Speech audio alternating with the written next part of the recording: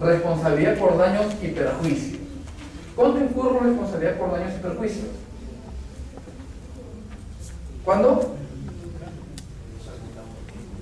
Cuando no saco un laudo a tiempo. Tibio. ¿Qué más? Está bien. Las ideas son buenas. ¿Qué más? ¿Qué otra situación podría dar lugar a él? ¿Al?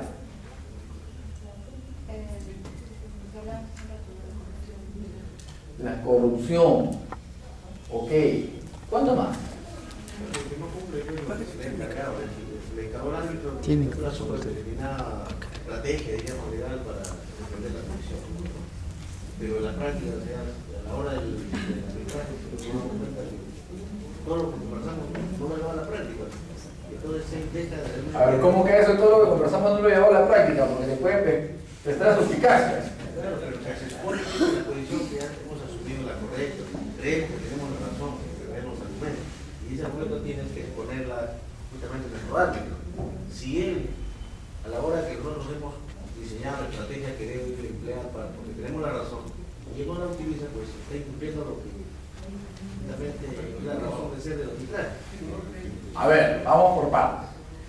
Lo que te estoy entendiendo es que estás asumiendo la posición que tu árbitro tiene que responder conforme la estrategia de tu cliente, o de su cliente, o de lo que lo designó.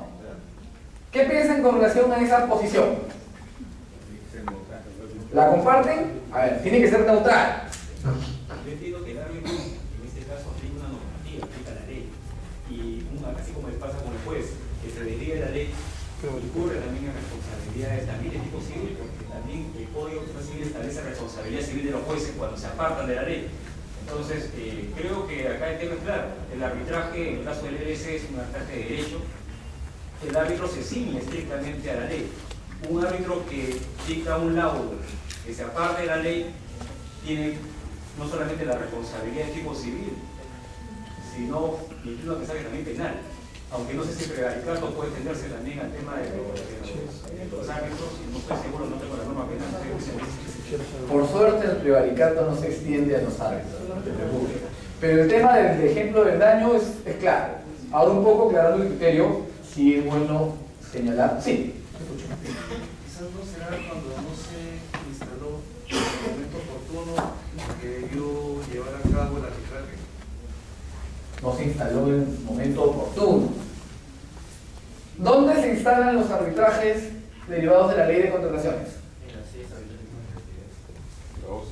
Un supuesto, y el otro es en la OCE. Muy bien. Si he pactado una sede arbitral, será en la sede arbitral. Si no se pactó nada, es en OCE. Pero un tema que sí me ha dejado preocupado es la posición de su compañero que dice que el árbitro debe resolver según lo acordado por la parte. Aquí hay que hacer un tema claro. Yo designo al árbitro, a mi árbitro, en función a sus cualidades, a su conocimiento del tema. Pero no para que resuelva en función a lo que yo creo que debe ser. El árbitro se aleja de ello, el árbitro debe ser objetivo. Justamente vamos a dentro de un rato los principios, ya puntualmente, lo que debe seguir un árbitro.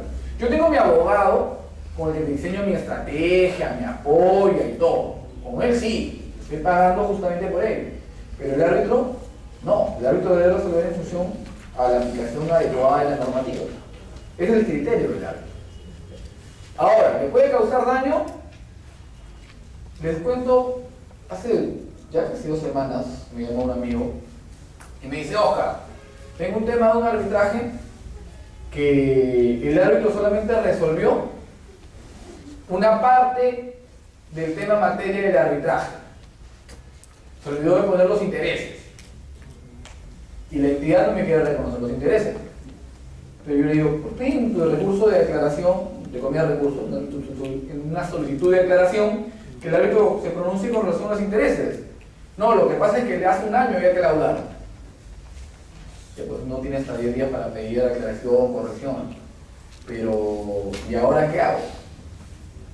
Me dice: estoy pensando irme al Poder Judicial para que el árbitro en ejecución de sentencia, perdón, para que el juez en ejecución de sentencia establezca el tema de los intereses. Bueno, le digo: creo que no te queda otra, porque ya el laudo formalmente ya quedó consentido, porque no has presentado ni siquiera recurso de nada. El único recurso, entre comillas, que cabe es el de nulidad del laudo. Pero, y aquí justo me parece que encaja el tema, ¿no? Y aquí no le ha causado un perjuicio económico. Porque no ha terminado de laudar por todo lo que se le pidió. Claro, es cierto, hay una desidia, desinformación, negligencia de la parte. Una vez más el tema, cuando contraten abogados para que los asesoren en materia arbitral, cerciórense que sean abogados que manejen el tema del arbitraje. Muchos abogados, no. El primer indicador, si ustedes quieren probar si el abogado conoce o no el tema del arbitraje, pregúntenle, ¿puedo pedir $1 millón de indemnización? Si el abogado le dice pide, el que pide poco es un loco, no sabe. Porque uno de los elementos básicos del arbitraje justamente es que los árbitros van a resolver y van a cobrar en función a las cuantías de las pretensiones. Sí. Pero una pregunta, pero en ese caso el árbitro que no laudó sobre los intereses no estaría en esa situación creándose, digamos, un círculo interminable, porque el Poder Judicial va a decir que yo tampoco soy competente. Entonces, tiene razón, porque después va a haber, en todo caso, el contrato, y si no está el contrato que es la ley, regresa la ley, va a decir el árbitro es el competente, no soy yo. En ese caso, mi pregunta sería, ¿no habría la posibilidad, ya que el laudo que se editó ya es irrevisable, no podría darse en todo caso otro laudo complementario respecto a los intereses? Lo que podría darse, más que un laudo complementario, es una solicitud de arbitraje por el tema que falta. Pero el tema ya fue materia de la primera pretensión. Ahora lo que podría pedirse es al árbitro que se pronuncie con relación a ese extremo que falta.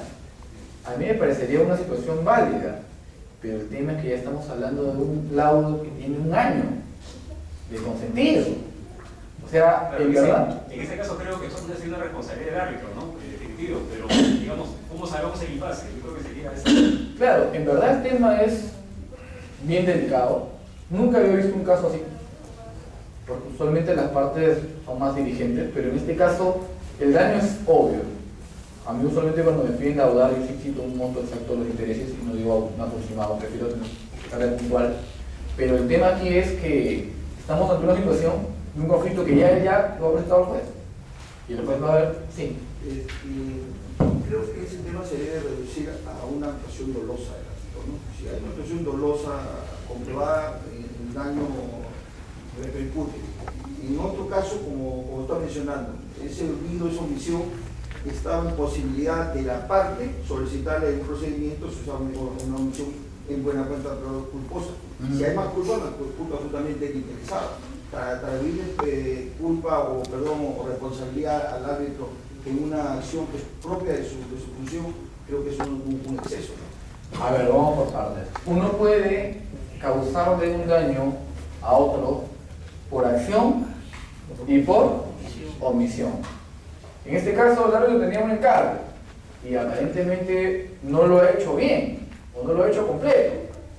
Ahora, está bien, la parte tenía mecanismos para acudir, pero el tema es que el laudo quedó incompleto. A mí también me parece extraño que recién después de 1 año me doy cuenta, oye, faltaron los intereses. Pero lo cierto es que, justamente, el incumplimiento del encargo por parte de los árbitros sería posible responsabilidad. Hay un incumplimiento del encargo. A veces le había asignado un tema para que laude de manera completa y no lo ha hecho. ¿Es factible la responsabilidad? Entiendo que al menos sí es factible de que se le demande. Y en el proceso tendrá que acreditar qué pasó. Pero es un supuesto en el cual se evidencia que es factible de responsabilidad. Una pregunta. Desde la semana pasada se la quise hacer, yo no tengo la suerte de ser abogado. No es suerte. Soy economista. Y recientemente el Tribunal Constitucional ha dictado una sentencia sobre un expediente en el cual ha fallado en el sentido de que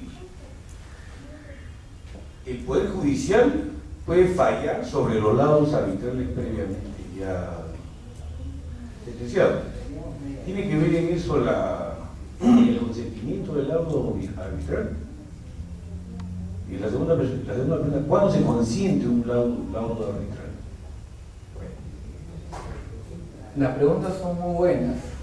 Y si el tema, desgraciadamente, entiendo que dentro de la norma, del esquema del curso, ustedes van a llevar un tema que es nulidad del laudo arbitral, el curso de anulación del laudo. En el material se había señalado las causales en las cuales una de las partes puede pedir anulación del laudo. Son formales, son específicas, son cerradas, no hay más. Indebida integración, trato desigual a las partes, laudar fuera de plazo, entre otras. Pero son formales. El criterio asumido es que los jueces, vía nulidad, no pueden pronunciarse sobre el fondo de la materia, sobre el fondo de lo que ha laudado un árbitro. El recurso válido, el único recurso que se puede interponer, o que se podía, es el de nulidad. No obstante, ya el año pasado, hace un par de años, en que los abogados somos sumamente inteligentes cuando situaciones lo ameritan, una de las partes de amparo contra un laudo, y se rechazó en primera, se rechazó en segunda, y al final terminó llegando, no sé cómo, al Tribunal Constitucional. Y el Tribunal Constitucional, entiendo que de manera errada, ha fallado sobre el fondo de la pretensión, porque constituía un tema que era materia de un laudo, lo terminaron ventilando como una garantía, y ha permitido la intromisión del tribunal en un tema que siempre fue cerrado. Desgraciadamente, ha quebrado uno de los principios válidos. El laudo es intocable, se toca solamente la parte de la formal, no el fondo. En este caso, el tribunal, desde mi perspectiva, abrió la puerta, una puerta que estaba cerrada y que no debe haber abierto. No era un tema materia de su competencia, no era una garantía que estaba vulnerada. Eso va a permitir que aquel que no está de acuerdo con un fallo se vaya al Poder Judicial para... Exacto, eso va a permitir esa posibilidad. Ahora, la segunda pregunta era, entonces, ¿cuándo queda consentido? Usualmente los laudos quedaban consentidos luego del vencimiento del plazo para interponer el recurso de nulidad. Pero ahora, con esa puerta que se ha abierto, el laudo va a quedar consentido igual bajo esa premisa. Lo que va a pasar es que pueden utilizar una ventana adicional llamada acción de amparo para tocar temas de fondo. Lo adecuado es que no se dé ese supuesto, que el tribunal lo había tomado como una situación excepcional. Pero desgraciadamente vivimos en un país en que las excepciones se logran convertir poco a poco en situaciones comunes. En el área que yo laboro, yo veo la parte de relaciones públicas, pero hay un abogado que ve la parte de contención. Y uno de los temas que justamente veíamos es el de enfermedades de la norma de la STR, enfermedades de trabajo, cuyos arbitrajes deben ser resueltos en la CEPS. ¿Qué pasó? Ya hace como 3 o 4 años, los mineros que pedían pensión vía arbitral por una enfermedad profesional, cuando el laudo del árbitro les era desfavorable, empezaron a poner acciones de amparo contra lo resuelto y consiguieron otro mecanismo. O sea, el laudo me era desfavorable, yo quería pensión, pero me dieron indemnización. No, yo quiero pensión. Y me voy al Poder Judicial, vía acción de amparo, y empecé a actuar el mecanismo de acción de amparo hasta que llegaba al tribunal. El tribunal, desgraciadamente, también abre esa puerta. No, pero son derechos indisponibles, estamos hablando de beneficios del trabajador. Sí, pero la normativa de las entidades prestadoras de servicios de salud establece puntualmente que eso se resuelve mediante arbitraje. Pero ya vimos que también se abrió esa posibilidad. Y por desgracia, y lo digo con conocimiento de causa, algo que fue una situación excepcional se fue volviendo cada vez más y más y más y más. Hasta que ya se tuvo que diseñar una estrategia para combatir la acción de amparo. Pero el tema es que proliferó.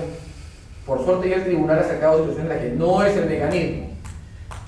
Ahora bien, ya se abrió una ventana. ¿Cuánta gente puede entrar por esa ventana? No lo sé. No lo sé. Pero desgraciadamente sí se abre. Bien, ¿cuál es la posición que se entienda? ¿Qué establece también el artículo 59 de la Ley General de Arbitraje? Se destacan los efectos jurisdiccionales del arbitraje. Todo laudo es definitivo, inapelable y de obligatorio cumplimiento de su notificación a las partes. Inapelable, no puedo interponer contra el laudo un recurso de apelación. Claro, el único recurso que hay es el de nulidad, pero yo estoy yéndome a fuero jurisdiccional, no hay apelación. Desde su notificación a las partes, el laudo produce efectos de cosa juzgada. Es decir, lo estoy equiparando con una sentencia. Le está dando carácter similar al jurisdiccional. Cuando uno enseña arbitraje a personas que no son abogadas, les tiene que decir que es un laudo. Y la palabra que siempre sale a la luz es: un laudo no es igual que una sentencia, pues, para que nos entiendan. Porque explicarles, mira, un arbitraje es un medio intercompositivo de solución de conflictos en el cual el árbitro resuelve mediante este mecanismo, la gente aprende más por asociación, no es igual que una sentencia. De otra forma queda este criterio, porque lo equipara con el procedimiento jurisdiccional. El árbitro no emite una sentencia, emite un laudo, claro, pero un laudo que es equiparable a una sentencia con la calidad o con la condición de cosa juzgada, porque ya no emite recurso impugnatorio. Doctor, una pregunta. Sí. ¿Y cómo queda la pluralidad de instancias que tiene la Constitución? Interesante, ¿cómo queda la pluralidad de instancias que establece la Constitución? Pero la Constitución también establece que hay situaciones que no ameritan pluralidad de instancias. Por ejemplo, en fuero administrativo, en la misma ley de contrataciones, puedo impugnar lo resuelto por el Tribunal de Contrataciones, es decir, contra la apelación o lo resuelto con relación a la apelación, ¿tengo otro recurso? Me presento un proceso, pierdo, apelo, vuelvo a perder, ¿tengo otra instancia? ¿Ahí queda? Es inapelable. Me sanciona el Tribunal de Contrataciones, un proceso sancionador. Me pone mi negrita por un año. Esa resolución la puedo impugnar ante otro tercero. ¿Tengo segunda instancia? Hay determinadas situaciones en que los conflictos se resuelven en instancias únicas. En este caso, es la misma Ley General de Arbitraje y el mismo Reglamento de Ley de Contrataciones que establecen que el laudo arbitral es inapelable. ¿Podemos hacer un recorte del derecho de defensa? Sí y no. Porque si uno dice, pero ¿por qué nos vamos al arbitraje? Mejor nos quedamos en el Poder Judicial, donde tengo pues derecho a mi juez natural, a la pluralidad de instancias. No se podría responder, claro, pero para ganar algo he tenido que ceder algo. Para ganar celeridad perdí doble instancia. Es un planteamiento que yo pienso. Sería válido, sí, porque si tengo un fuero arbitral, pero luego su posición, puedo recurrirla a un tercero. Estoy pisando un poco de piso. Me parece válido, o sea, sí, pero ¿de dónde queda mi derecho a la justicia real, no? Entiendo que el criterio fue: dejo de lado la doble instancia, prefiero la celeridad. Son opciones, ¿no? Exacto. Aparte que tengo una ventaja en el arbitraje que no tengo en el fuero jurisdiccional común. Yo escojo mi árbitro, pero yo nunca puedo escoger mi juez. Claro, hay abogados que conocen la mecánica, ¿no? Presento el mismo día en la central de distribución general demandas en todas las centrales, pues, hasta que toquen el juez que me corresponde o que quisiera que me toque. Y el resto las retiro. Sí, pues. Así puedo escoger mi juez, pero no es el mecanismo válido. En cambio, en el arbitraje, sí puedo designar al árbitro. Por eso yo siempre hago hincapié. No se trata de designar a un árbitro por un árbitro. Se trata de conocer el material, el trabajo del árbitro. Hoy por hoy existe una ventaja, hay lo que se llama internet. Yo pongo el nombre de cualquier persona y prácticamente me sale su historial. Claro.